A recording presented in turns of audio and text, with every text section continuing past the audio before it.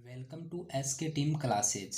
आज के इस लेक्चर में हम डिस्कस करने वाले हैं बीएससी पार्ट सेकंड के लिए मैथमेटिक्स में आपका फर्स्ट पेपर होता है रियल एनालिसिस का, या जिसे बोल सकते हैं वास्तविक विश्लेषण, या एक नाम और इसका आता है एवं दूरिक समष्टि। ये आपका फर्स्ट पेपर होता है और इसमें हम जो अध्ययन करने वाले हैं वो करने वाले हैं यूनिट सेकंड में। किसमें? यूनिट सेकंड में हमारे पास पेपर होता है ये। तो वहाँ पर हम देखने वाले हैं यूनिट सेकंड में से जो इम्पोर्टेंट क्वेश्चन आते हैं वो इम्पोर्टेंट क्वेश्चन कौन से बनते हैं कि आपके एग्ज़ाम में वो कंपलसरी है उनका आना। क्यों कंपलसरी है? क्योंकि जो क्वेश्चन है वो इस प्रकार के क्वेश्चन है कि वो लगभग आपके एग्ज़ाम में आएंगे ही आएंगे। ठीक है, तो वो क्वेश्चन हम लेकर चल रहे हैं। वो इम्पोर्टेंट क्वेश्चन को हम बिल्कुल डिटेल से एनालिसिस करेंगे ताकि आपको एग्ज़ाम में कोई परेशानी ना हो और आप आसानी से उस क्वेश्चन को अटेम्प्ट कर सकते हो। तो वो हमारे पास फर्स्ट क्वेश्चन हम लेकर चल रहे हैं, वो है हमारे पास रोल प्रमेय है। जो आपका कॉन्सेप्ट है वो हम चलेंगे लेकर किस पर? रोल प्रमेय पर। और ये जो आपकी रोल प्रमेय है ये पूछी जाती है अक्सर एग्ज़ाम में, बहुत एग्ज़ाम में ये पूछी गई है। यानी जो आपके एग्ज़ाम में 2013 लीजिए, 2009 लीजिए, 2007 लीजिए, और इसके अलावा भी ये लेटेस्ट अभी पूछी गई है और ये लगभग चांस है कि आपके एग्ज़ाम में ज़रूर आएगा। ठीक है, तो ये जो रोल थ्योरम है ये इसका आपको जनरली क्या पूछा जाता है? एक तो कथन पूछा जाता है। ठीक है, और आपको ये कहा जाएगा कि इसका कथन लिखिए और इसे सिद्ध भी कीजिए। क्या कीजिए? इसे सिद्ध भी कीजिए। तो इस पर हमारा ये क्वेश्चन है कि रोल प्रमेय का कथन दीजिए एवं इसे सिद्ध कीजिए, ये हमारा क्वेश्चन है। तो इसको हम लेकर चल रहे हैं, बिल्कुल डिटेल से एनालिसिस करेंगे इसका। और यदि आपने इसको डिटेल से अच्छी तरीके से समझा है तो मैं ये बता रहा हूँ कि यदि आपके एग्ज़ाम में इससे रिलेटेड भी कोई क्वेश्चन आ गया ना तो आप आसानी से उसको अटेम्प्ट करके आ सकते हो। बाकी आपको डायरेक्ट ये रोल पर में ही पूछेगा वो। ठीक है, तो पहले इसके कथन पर चलते हैं कि इसका स्टेटमेंट है वो क्या है।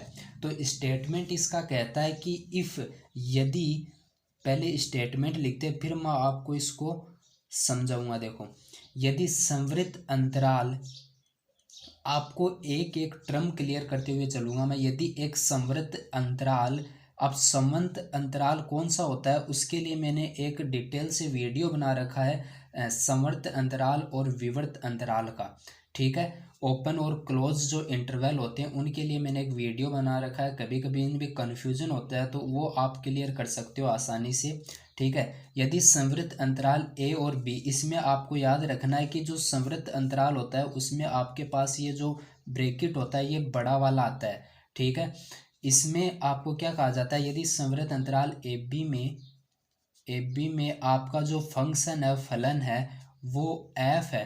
ठीक है, एफ है, इस प्रकार परिभाषित होगा। ये जो फलन है वो इस प्रकार परिभाषित होगा, इस प्रकार परिभाषित होगा कि जो आपका फंक्शन है जिसे आप बोलते हो फलन है वो क्या होगा, उसके लिए कुछ पॉइंट है। ये चल रहा है जो रोल प्रमेय उसका स्टेटमेंट चल रहा है, कथन चल रहा है। देखो, यदि एक संवृत अंतराल, आप संवृत अंतराल क्या होता है कि ए बी, यहाँ पर आपके पास जो एलिमेंट्स है ए और बी आपके पास जो अवयव हैं वो ए बी यहाँ पर इसमें मौजूद है, बी भी इसमें मौजूद है। इन दोनों के बीच में जो अदर एलिमेंट्स आ रहे हैं ना वो भी मौजूद है।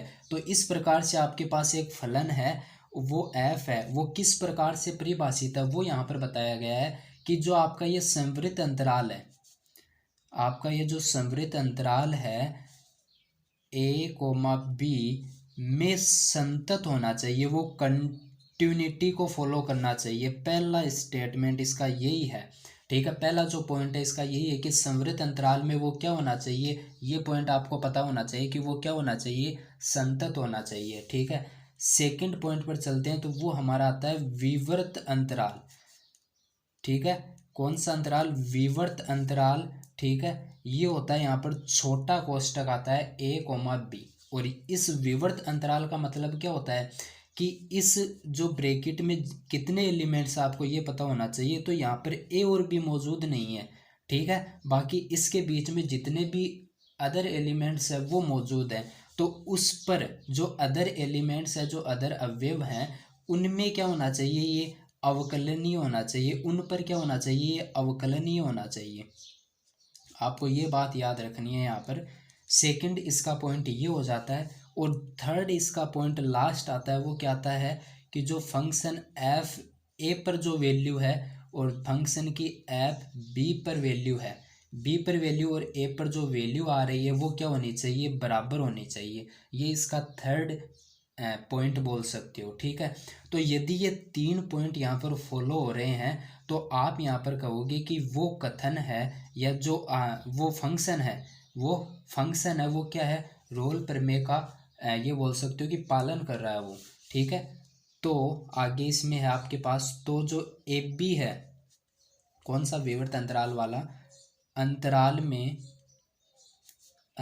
में कम से कम, इसके अलावा इसमें क्या लिख रखा है वो आप यहाँ पर देख सकते हो कि कम से कम एक बिंदु, इस ए बी अंतराल में जो कम से कम एक बिंदु सी, यानी इस ए बी अंतराल में कोई अदर, ये बोल सकते हो कि कोई पॉइंट होगा सी, क्या मान रहे हैं उसको, सी मान रहे हैं, ऐसा विद्यमान है, ऐसा विद्यमान होगा जिस पर क्या होगा कि जो एफ डैश डैश का मतलब आपको पता होगा अवकलन होता है यहाँ पर सी, ठीक है, वो क्या होना चाहिए, जीरो होना चाहिए। क्या होना चाहिए, जीरो होना चाहिए।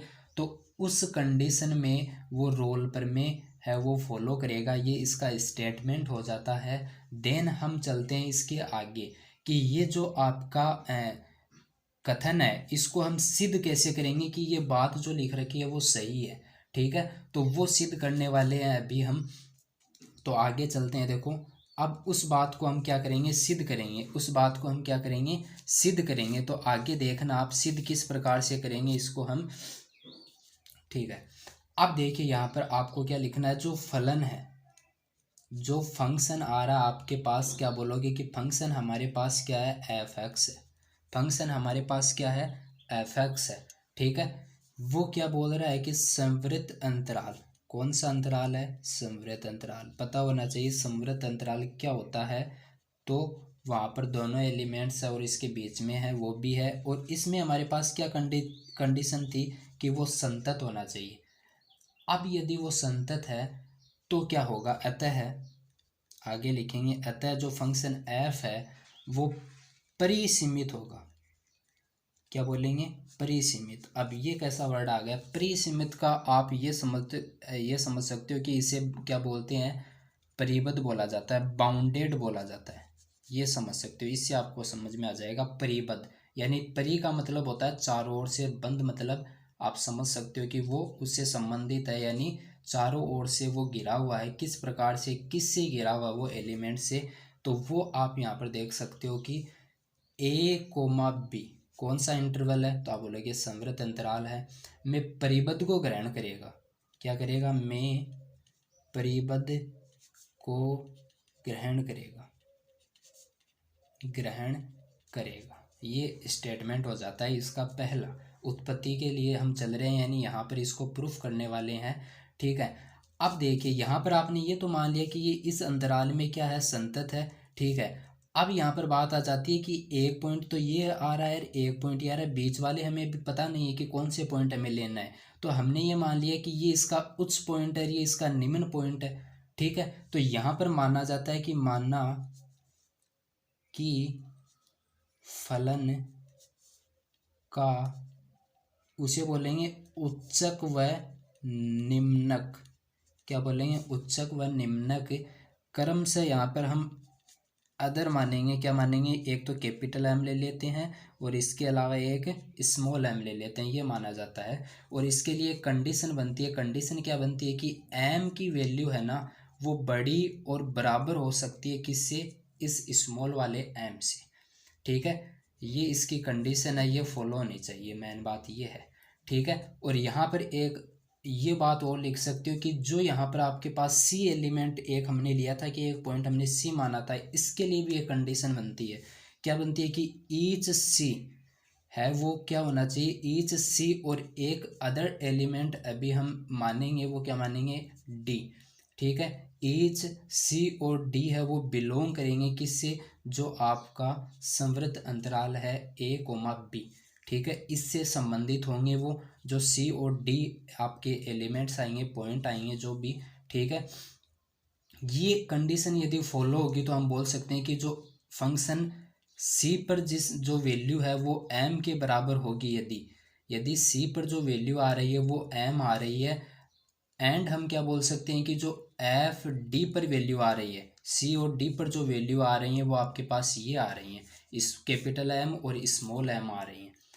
ठीक है, यदि ये वैल्यू आ रही हैं तो अब हम इसकी फर्स्ट स्टेप पर बढ़ने वाले हैं, और वो स्टेप क्या है, इसकी प्रूफ करने में हम इसको आगे बढ़ाने वाले हैं। तो बोलेंगे कि यदि ये बराबर हो, देखो हमने ये कंडीशन लिखी थी, कंडीशन वेरी वेरी इंपॉर्टेंट है यहाँ पर इसको सिद्ध करने के लिए, कि यदि ये दोनों बराबर हो, देखो बराबर का साइन लग रहा है ना, तो एम कैपिटल एम वो स्मॉल एम के यदि बराबर हो, ठीक है, तो वहाँ पर कंडीशन क्या बोलती है, तो आप बोलोगे कि एफ ए बराबर, ए पर जो वैल्यू है वो फंक्शन की वो है बी के बराबर होगी। किसके बराबर होगी, बी के बराबर आ रही है, तो हम बोल देंगे वहाँ पर कैपिटल एम है वो स्मॉल एम के बराबर होगा। ये बात आप कैसे बोल सकते हो कि ये आपके पास आती है कि जो एक्स है वो बिलोंग करेगा आपका जो संवृत अंतराल है उससे, ये जो एक्स यहाँ पर हमने लिया है वो किससे बिलोंग करेगा, इसी अंतराल में है वो ए बी में। ठीक है, तो यहाँ पर बोलेंगे कि जो एफ एक्स है वो एक क्या है, कॉन्स्टेंट है, क्या है, एक कांस्टेंट वैल्यू आएगी। ये कैपिटल एम और स्मॉल एम से आप पता कर सकते हो कि वो क्या आएगी, एक कांस्टेंट यानी अचर वैल्यू आएगी, ये बोल सकते हो कि वो एक अचर होगा। तो मैंने क्या बताया आपको कि एफ डेस एक्स बराबर जीरो है। ठीक है, ये आपको दिखा नहीं होगा, तो एफ डेस एक्स बराबर जीरो है, तो एक्स यहाँ पर बिलोंग कर रहा है ए कोमा बी से। ठीक है, ए कोमा बी से, और एफ डेस सी है वो किससे, यदि यहाँ पर एक्स की वैल्यू क्या आ गई, जीरो आ गई, आपने क्या माना कि एक्स यहाँ पर जो वैल्यू आ रही है वो इस ए बी अंतराल में है, और यदि एफ एक्स है वो कांस्टेंट की तरह बिहेव कर रहा है, तो आप क्या बोलोगे कि कांस्टेंट का जब भी हम अवकलन करते हैं तो वो जीरो आता है। ठीक है, तो एफ डेस सी जो हमने एक ऐसा पॉइंट माना था कि वो सी है जहाँ पर क्या होगा कि वो विद्यमान होगा एफ डेस सी बराबर जीरो पर, तो एफ डेस सी बराबर जीरो पर है, तो सी बिलोंग करेगा आपका समृद्ध अंतराल में। यदि ये बात आपको समझ में आ गई तो अब आगे देखना, ये बात आपको समझ में आ जाती है तो देखना आगे, इसमें हमारे पास, अब मैंने आपको यहाँ पर फर्स्ट स्टेप बताई थी, अब आपके पास आ जाती है सेकंड स्टेप। ये फर्स्ट स्टेप थी कि एम बराबर एम के हो। अब एक कंडीशन बनेगी कि वो एम से, ये कंडीशन मैंने बताई थी ना इम्पोर्टेंट है, तो एम है वो बड़ा हो एम से। ठीक है, यानी हम यहाँ पर सीधा कॉन्सेप्ट लिखेंगे कि एम बराबर नहीं हो एन के, यानी बराबर वाली तो कंडीशन ये आ गई। अब बराबर नहीं हो तो उसके लिए क्या यहाँ पर हमारे पास कॉन्सेप्ट आएगा, तो उसको और हमें देखना है, और वो यहाँ पर डिटेल से हम समझने वाले हैं, क्योंकि ये जो सेकंड स्टेप आने वाली है ये बहुत इंपॉर्टेंट है। इसको आप यदि इस रोल प्रमेय पर कोई आपके पास डेरिवेशन आ सकता है, यदि इस पर कोई क्वेश्चन आ गया, क्वेश्चन बना दिया गया, तो आप यहाँ से उसको आसानी से कर सकते हो। ठीक है, तो देखना यदि ये बराबर नहीं है तो हम क्या बोलेंगे कि एफ ए है, जो ए पर जो वैल्यू आ रही है और जो एफ बी पर वैल्यू आ रही है हमने बराबर की है ऊपर वाले कॉन्सेप्ट से, और यहाँ पर बोल सकते हैं कि एम यहाँ पर बराबर नहीं है एम के। ठीक है, तो इस स्थिति में हम बोल सकते हैं कि हमारे पास जो वैल्यू आ रही है, यानी ये बोल सकते हैं कि एम है वो बराबर नहीं होगा एफ ए की, बिल्कुल सही है। ठीक है, लेकिन एफ ए तो एफ बी के बराबर है ना, लेकिन एफ बी है वो किसके बराबर नहीं है, फिर आप बोलोगे कि एफ बी है वो आपके कैपिटल एम के बराबर नहीं है, तो यहाँ पर जो स्मॉल एम है वो इसके बराबर नहीं है एफ ए के, लेकिन एफ ए है वो एफ बी के बराबर है। अब स्मॉल ए है, यहाँ पर हम डायरेक्ट लिखेंगे कि स्मॉल है वो भी इसके बराबर नहीं है, मतलब एफ ए के बराबर नहीं है तो वो एफ बी के भी बराबर नहीं है। स्मॉल एम है वो एफ बी के बराबर नहीं है तो एफ ए के अपने आप हो जाएगा वो। तो ये सेकंड कॉन्सेप्ट इसका हो गया। ठीक है, तो यहाँ पर आपके पास क्या आ जाता है कि यदि ये बराबर नहीं है तो ये भी बराबर नहीं है, क्योंकि ये दोनों तो आपस में बराबर है ना। ठीक है, अब यदि ये आपको कॉन्सेप्ट समझ में आ गया तो आप यहाँ पर क्या बोल सकते हैं कि जो सी हमने लिया था वो इस ए बी अंतराल में क्या है, संतत है। ठीक है, यानी इससे बिलोंग कर रहा है, सॉरी संतत नहीं है, मतलब इसमें वो बिलोंग कर रहा है। तो अब हम लेकर चलेंगे कि वो अवकलनीय वाला भी कॉन्सेप्ट, ये हमारी फर्स्ट स्टेप हो जाती है, ठीक है, कि वो संतत है, ए और बी में संतत है। तो अब आगे हमारे पास जो कॉन्सेप्ट आता है वो क्या आता है वो समझना आप आगे। यहाँ पर इस सेकंड स्टेप को हम लिखेंगे ताकि आपको समझ में आ जाए, क्योंकि वो इसी के पैरेलल चलेगा, ठीक है। समझना आगे इसको कॉन्सेप्ट को। अब हम अवकलनीय वाले कॉन्सेप्ट पर चल रहे हैं कि जो सी पॉइंट हमने माना था, सी पॉइंट था, ठीक है, वो बिलोंग कर रहा है, जो इस छोटा ब्रैकेट होता है ए कोमा बी, छोटा ब्रैकेट का मतलब क्या हो गया, यहाँ पर ये विवृत अंतराल है, ठीक है। अब यहाँ पर जो फंक्शन है वो आप क्या बोलोगे कि अवकलनीय के लिए हमारे पास क्या कंडीशन होती है, तो आप बोलोगे कि फंक्शन एफ है वो क्या है, सी प्लस माइनस एच होगा।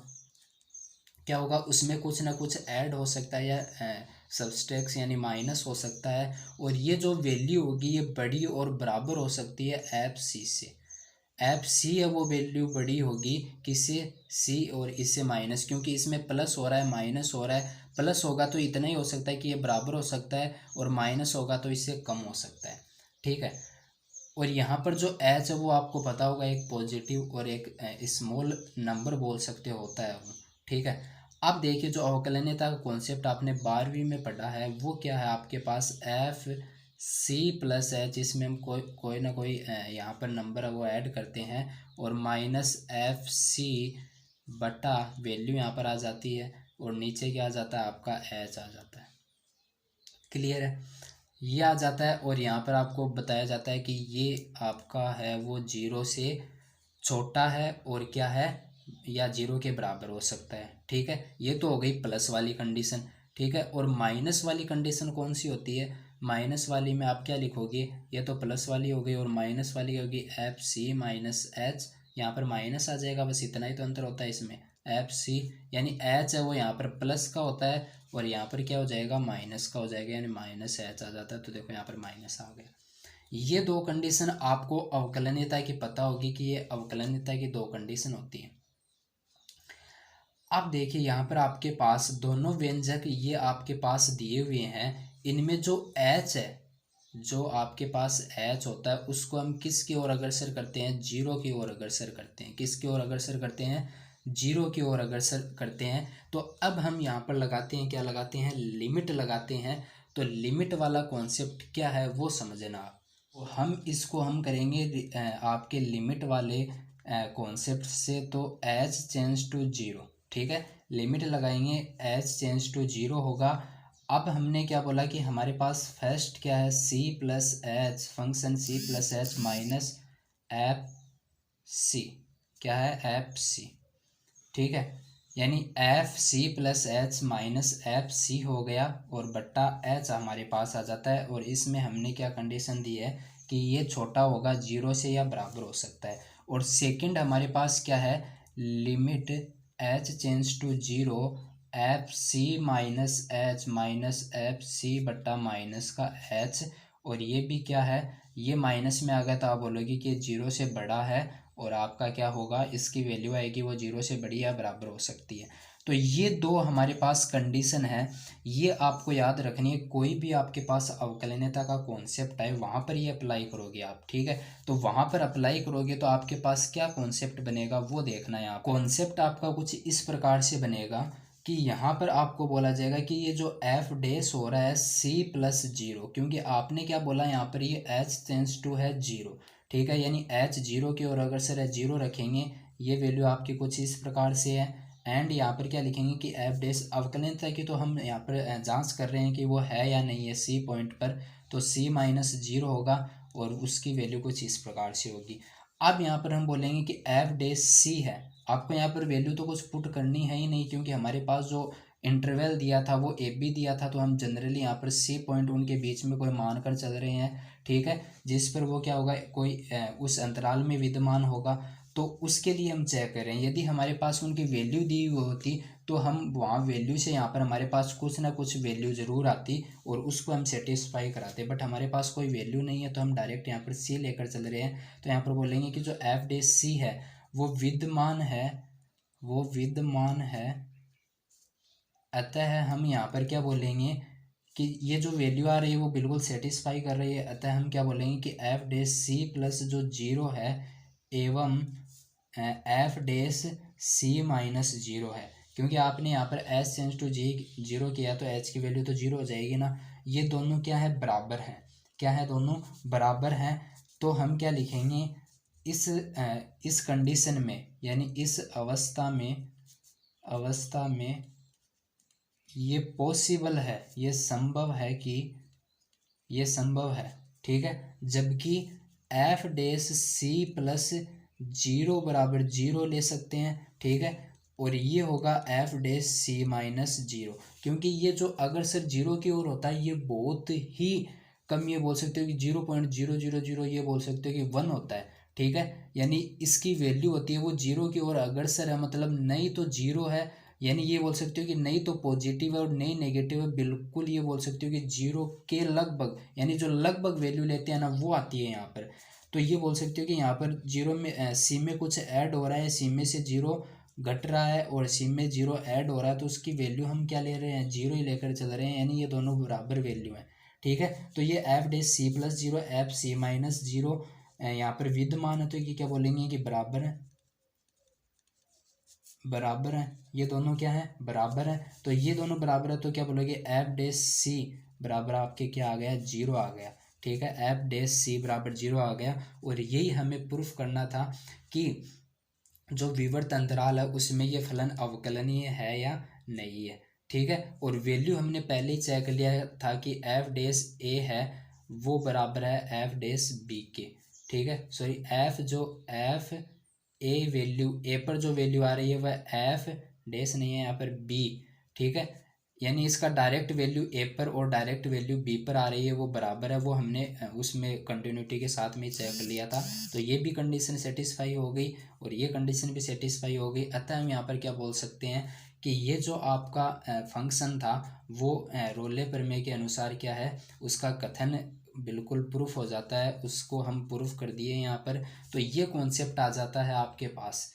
अब यदि आपके पास इस पर क्वेश्चन बने या फिर आपके पास डायरेक्ट ये है, आपको इसको बिल्कुल एक बार और रिवाइज कर लेना है, आपके अच्छी तरीके से ये समझ में आ जाएगा। आप इस वीडियो को लाइक और शेयर करें ज़्यादा से ज़्यादा, ठीक है। और हमारे चैनल को सब्सक्राइब करें, आपको इसी से रिलेटेड और वीडियो मिलते रहेंगे, ठीक है। Thanks for watching.